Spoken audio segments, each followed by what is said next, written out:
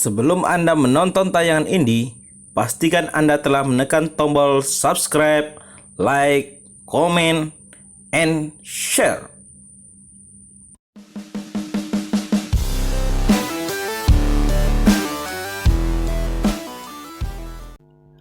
Kabar mengejutkan terkait Piala Dunia U20 yang sejatinya digelar tahun 2021 mendatang.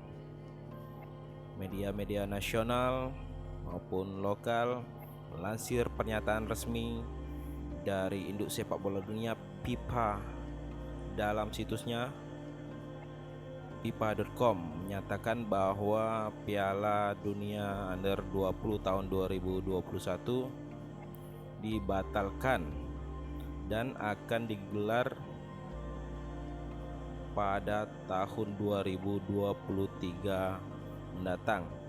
Alasan FIFA membatalkan Piala Dunia tahun 2021 ini dikarenakan saat ini masih dalam situasi pandemi virus corona atau COVID-19.